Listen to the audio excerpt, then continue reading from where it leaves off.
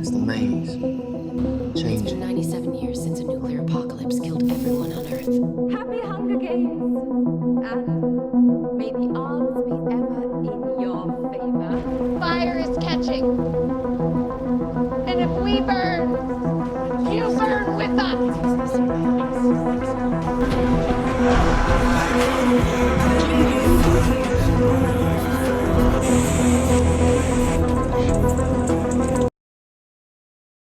Are you guys Team Gale or Team PETA?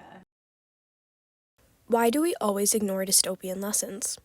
Well, before dystopia, there was utopia. Utopia is the idea of a place where everything is perfect. However, a utopia is a lot of times too good to be true and is a cover-up for a dystopia. Think The Good Place, The Giver, or that one Doctor Who episode, New Earth, where in that episode we are introduced to a planet called New Earth, of basically an advanced society that can cure all illnesses on the surface, but actually ends up using very unethical means to do that. Utopia originated with a book by Sir Thomas More with the same name published in 1516. The book basically outlines an ideal European society. It was kind of a proposal that explains utopia as a place with communal properties, no class divide, little violence, crime or immortality, and religious freedom. The first public use of the word dystopia was by John Stuart Mill in 1868, when he was denouncing the English government's Irish land policy, saying, "It is perhaps too complimentary to call them utopians. They ought rather to be called dystopians or cockatopians." It wasn't until the 1920s that dystopia had really gotten its start, though. The 20s were a time of political unrest. The world was changing rapidly, and people were moving to cities instead of farms, and what is considered the first dystopian novel was made. We by Yevgeny Zamyatin, a Russian novelist and playwright, was published in 1921. The book follows a character called D-503 and his life under the watchful eye of the benefactor, a godlike dictator that rules over his home, one state. The benefactor holds the welfare of the state high above its citizens, and at first 503 is fine with the state of his world until he meets a woman who actively goes against the law. As he falls in love with this woman, he begins to question one state, and after a failed uprising, he is brainwashed into accepting the world he lives in, and the woman he fell in love with is tortured.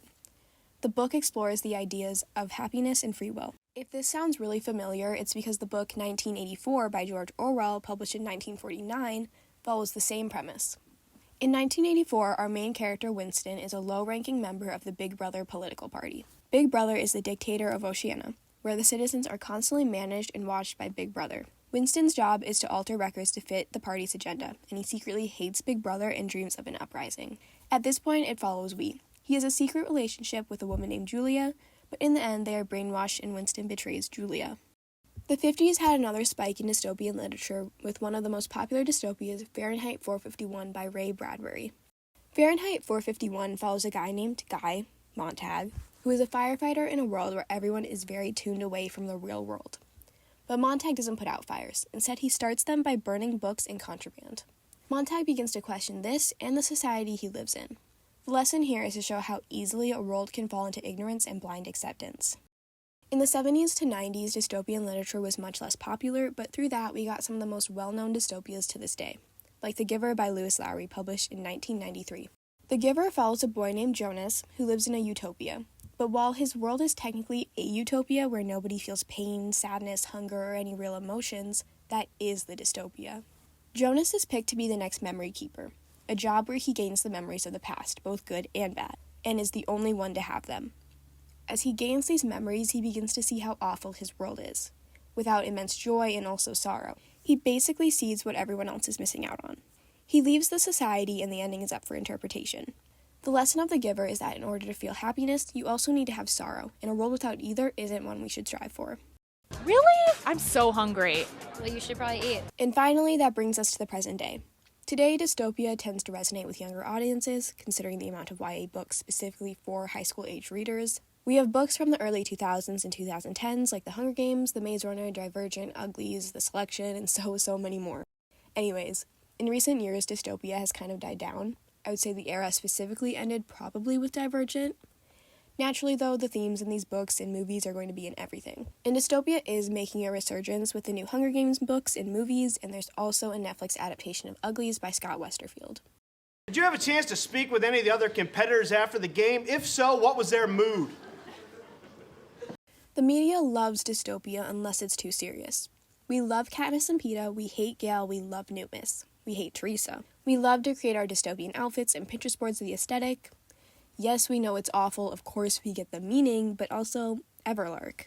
Suzanne Collins, the author of The Hunger Games, said in a New York Times interview on the idea of the story, "I knew I wanted to continue to explore writing about just war theory for young audiences. In the Underland Chronicles, I'd examined the idea of an unjust war developing into a just war because of greed, xenophobia, and long-standing hatreds. For the next series, I wanted a completely new world and a different angle into the just war debate." But what exactly is just war? Just war is a war that is deemed to be morally or theologically justifiable. In The Hunger Games, the war is waged both times because the districts have no basic human rights and are there to supply the capital and not necessarily live for themselves.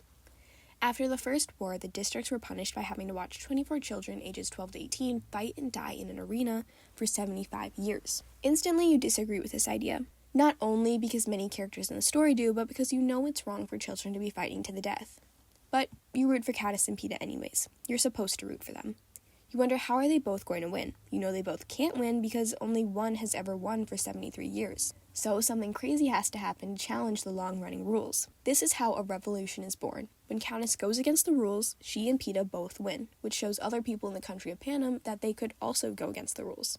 Because, after all, if a girl from the poorest parts of the poorest district can, so can they. The districts start to rebel against the cruelty they've been suffering, which eventually leads into a second full-blown war. But all that isn't what we always focus on. Maybe we do, but definitely not Hollywood. Everyone.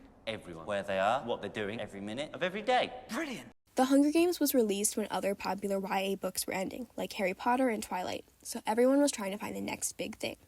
And not only Hollywood and publishers, but also us. The Hunger Games wasn't like the first dystopia of the 21st century, but it was kind of just the most popular, especially for young adults, teenagers. In an article on The Artifact called Dystopias in Contemporary Hollywood, a Young Adult Revolution, the author states, "Where Twilight brought us 1,000 supernatural romance films based on young adult fiction, it seems The Hunger Games will do the same for dystopia. The Hunger Games had badass teenagers rebelling against authority, and I think that theme resonates so much with teenagers because we feel that way about our own worlds. In a time where we are just beginning to have these bigger emotions and feelings and finally having the capacity to try and make sense of them while also just getting into the real world, which is very different from our bedrooms. We feel like every stance we take is a just war. So the idea of a girl my age from the poorest part of her country beating the odds and fighting for a better world, that's empowering." The Hunger Games as a franchise does really well with actually showing the cruelty of Panem, but without having the movies in first person like the books, we don't really get to see that on a personal scale. We can see how the games affect Katniss through things like her waking up during a nightmare, but we don't actually get to see the nightmare and what specifically haunts her. Like her nightmares about the dogs in the 74th Arena having the same eyes and fur color as the tribute's hair and eyes, reminding her of the children that were killed. We can see times when Katniss rebels, but we don't get to see her reasoning other than what she sees, which, in short, is Prim and other people's suffering. So, while the franchise does well with handling the fact that it's a dystopia, the internet does not. In the same New York Times interview as earlier, Collins said, "Peeta and Gale appeared quickly, less as 2 points on a love triangle and more as two perspectives in the just war debate. Gale, because of his experiences and temperament, tends towards violent remedies. Peeta's natural inclination is toward diplomacy. Katniss isn't just deciding on a partner, she's figuring out her worldview." A lot of interviews and content on the Hunger Games that you can find online is usually about the love story, the costumes, or the actors. This isn't specifically what was marketed to us, not by the franchise at least. But the thing is, the interviews don't want to talk about the heavy material. It's sad, depressing, and all around not fun. They don't always want to ask these big questions on the implications of the story that, honestly, the actors aren't really prepared to discuss on a deeper level in a 20-minute interview. They want to hear about the easier topics, easier on the surface. Team Gale or Team Peeta? You know, Gale, he becomes a revolutionary and he's really handsome. But I gotta go with Peeta because Peeta is all about Katniss. He's in it for love. He's loved her forever. And it's such a bummer when love is unrequited. And, you know, I just feel for him. I feel for Peeta. And I want them to be together. They're the ones I'm rooting for. They want to ask who you want Katniss to end up with, how you prepared for the role, and what it was like to wear the costumes. A lot of interviewers also ask other things, like the mentality of being that character. That question was usually asked to Donald Sutherland, who played the tyrannical President Snow. Where there is no health care, where you have capital punishment, where the poor have a devastatingly small minimum wage, what does he feel like? He doesn't feel like he's a bad person. Nor does Coriolanus Snow. He has a state to run, a totalitarian state. But you can still see more of the fun questions. The Hunger Games is not alone in this either. Maze Runner and Divergent also have this. And it's not like there's a billion safe questions you can ask someone about the idea of a dystopia either. By safe, I mean the types of questions that won't make the audience's stomach turn. While it's assumed we can handle watching people die, we wouldn't really want to think about that, right? This was one of Suzanne Collins' very prominent inspirations to make the story. Our desensitization to violence, which she came across when she was flipping through channels of reality TV and Iraq war footage. Something that also comes up with the Hunger Games is the fact that Peeta and Katniss kind of saved each other from the treatment Finnick and other victors suffered through. Which is kind of an idea that doesn't exactly hit you until you look at the story in retrospect, which I think a lot of dystopias end up being viewed in years after they've had their peak popularity. When you ask an actor, especially when they don't know you'll ask such a question, how they think the Hunger Games will affect our own world or something, you're going to get a long pause, and awkward moments. So, a lot of news outlets won't ask them that. I genuinely believe they don't choose to not ask them that just so we won't compare it to our world. It just doesn't make sense to ask such a deep question on a hasty red carpet or an interview with more than one person. When most interviews span from just 2 minutes to 15, those questions are left to conferences, like at Comic-Con, where the actors, writer, and director are lined up specifically to answer questions like, are you Team Peeta or Team Gale, but also questions that go a bit beyond, like about female representation, how these films' characters change due to what they've gone through. Not that these questions are never asked in average interviews, but usually on a hasty red carpet, and a time slot of just one interview and a day of interviews, the questions and answers aren't necessarily as deep. Okay, so tell me all about this. I mean, who made it? Wow. Another thing we always see, especially around the Met Gala time of year, is us being compared to celebrities. When we see celebrities in crazy outfits for crazy events, I always see someone online saying, this is literally the Capitol. Saying the celebrities are citizens of the capital and we are the people in the poor districts watching from afar. And I definitely get why they say it, and they are right, but a lot more goes in the capital and its relationship to the districts than just rich and poor. 5x5 Takes did a really good video similar to this topic called The Perfect Cruelty of the Hunger Games, where they talk about the perfectly designed cruelty of the Hunger Games. Not the story, but the actual games and their place within Panem, and the superficial empathy that the capital citizens have towards the districts, which we can see in Katniss' prep team in the books. And just because I like mentioning it, by the second book we can really see how the prep team has developed this genuine connection to Katniss. Anyways, like I said earlier, the districts in Panem are there to provide for the capital. The capital citizens don't care about them past the Hunger Games. The capital, though, absolutely cares about them. They don't care if they're starving, they care if they're working. Because if they stop, the capital doesn't get what it needs. They don't get their fancy clothes from District 1, they don't get their fresh fruit from District 11, and they don't get coal from District 12 to keep their homes warm or whatever they use coal for in the future. It's brought up in the Ballad of Songbirds and Snakes, the prequel to the trilogy, how the stop in products from the districts being in the capital's hands affect its citizens, largely leaving them just as well off as the districts are.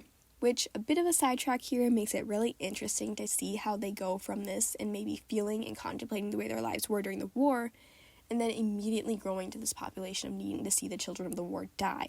So it's easy to say that the Met Gala is so capital, but it's also pretty easy to actually see how we're like the world of the Hunger Games, past just they wear crazy outfits and we don't. And this is a huge topic, us celebrities, districts, and the capital, so I'll save that for another time. And the future of what happens to America is dependent upon your generation. Now, you can turn away and you can ignore what goes on, but if you do that, you do it at your own peril. I think the idea of just war in young audiences is maybe trying to decide what you believe in. I think that's why it scares so many older people, because it's been said forever. Young people are the future, and the idea of them taking the world you worked so hard for to be changed and advanced by the lesser, younger population, well, that can't happen. I think that's how I would assume a dystopian government starts up. The people in charge want to stay in charge. It's kind of like me and my sister. I don't want her to have the remote, even if she's going to keep the same show on, because that's my remote and this is my show. I don't think they're scared. I think they feel justified in their just war to make things stay the same, because they've worked so well on the surface level. We see many governments working to censor a lot of things they don't want. In some states of the United States, The Hunger Games is banned, along with other books that happen to have similar themes like Harry Potter or The Hate You Give. The Hunger Games is also banned in Vietnam and is controversial in other places around the world. I do find the whole situation funny because Fahrenheit 451 talks exactly on this and was written 71 years ago as of 2024. The government in that story bans books because they want their citizens to be ignorant and not have knowledge to be able to disagree with the government. The American government often bans these books for the same reasons. The Hunger Games is accused of being anti-family, but family is the entire reason for Katniss's story. The Hate You Give is a banned book apparently due to its explicit sexual content, but it's banned because of its topics on police and racism. Harry Potter is banned for its magical elements, which don't seem to agree with specific religions, despite being banned in a place where freedom of religion is a choice. Read what you want to read and don't read what you don't, point blank. But while I may have that opinion, people often in power that want everyone to agree with them, much like a dystopian, don't. Today, a lot of comparisons of us and dystopia are trends in the internet. Individualism is talked about quite a bit, surveillance, consumerism, and isolation. And nearly every argument you can make on those can be true. Individualism is celebrated to an extent, and we often strive for the lives that are shown to us on our screens that aren't really achievable. We constantly film ourselves and post it publicly for the entire world, and we are constantly being told to buy new things, leaving us with a never-ending cycle of production, making it not just our issue, but also many companies. Isolation in the form of the pandemic, leaving our only way to communicate with people outside our homes online. And the winner of the Hungry Games is Cookiness Ever Eat. Oh, thank goodness that over, and me never have to play that again. Now she's back to play again. Wait, what? The dystopia genre has kind of shifted out of the spotlight lately, but that doesn't mean it's gone. An article by Leah Zadie called The Dangers of Dismissing Dystopias talks a lot on our world and how dystopias impact it. She mentions how there's no shortage of our own dystopias in our world and says, until we acknowledge these realities for what they are, we can't design our way out of them. We quite literally cannot dismiss dystopias. If we dismiss them, we lose what they can teach us, and lose how they can make us consider their involvement in our world. Zadie also says, before we decide we no longer need dystopias, ask whose story are we dismissing? What are the consequences of doing so? By engaging with dystopian narratives, we keep alive the stories and warnings they contain, ensuring that we remain vigilant and thoughtful in our approach to the future. I also want to mention that in Zadie's article, she offers a possible solution to the depressing dystopia and the unachievable utopia, a polytopia. A polytopia is a world that has both good and bad, showing a shift in a system, like Orwell's Animal Farm being at first idyllic, but later descending into a dystopia. She says, with polytopias, we can use the power of storytelling to map the change we want to see in our world. Once we see the pathways forward, it'll be easier to rush towards those brighter futures. Humans are not fixed at one level of morality. They can always get better, which means the point system does not accurately judge how good or bad they are. If we only focus on the bad, we will only see the bad. We will constantly see the worst in every situation that also has the good things too. We need both to feel both and see why or when we have neither. Something no one can take away from you is your will, your inner resistance to things you don't agree to. I think currently, in the state of the world, we need to hold on to that, our disagreement and our hope. That's how, in my opinion, we stay a strong world. Especially right now when things can seem very hopeless and impossible. While sometimes a dystopia can feel inevitable, we need to believe that we can have a bright future. With an ever-growing population of people who are seeing the world through fresh eyes, we are changing as a society, which is a good thing. We don't go anywhere by staying in the same place or backtracking into old ways. So why do we ignore dystopian lessons? Dystopian fiction is designed to teach us important lessons about society and potential futures. However, these lessons are often overshadowed by the more immediate and engaging elements of the story. While we may grasp the basic themes, the deeper messages about society and our possible futures can be lost next to the epic narratives created by writers and extended by media and the internet. Like, it's easy to say that the Met Gala is so capital, representing us as the poor districts at home, watching the celebrity citizens of the capital in crazy costumes and doing things we will never get to. But this comparison often remains surface level, focusing on the contrast between rich and poor without delving into the more complex aspects of the districts in the capital in Colin's book. By addressing the surface level way we view the genre, we can better understand how dystopian societies apply to our world, recognize warning signs, and make better informed decisions that promote our well-being.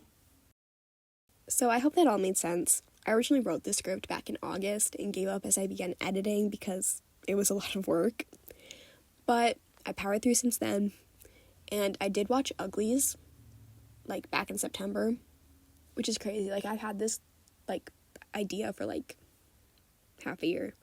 Anyways, I watched Uglies, I thought it was good, and I hope that it, like, brings dystopia back into the spotlight more than it already is, because I think it's definitely getting closer, especially with Sunrise on the Reaping coming out, which I'm really excited for. Anyways, and if we're taking a vote for what series is next for an adaptation, my vote is for Red Queen by Victoria Aveyard or Shatter Me. Shatter Me is so good, I love it. I didn't only mention The Hunger Games because it's the only dystopia that shows what I talked about. It's just kind of one of the most popular and what I'm most familiar with.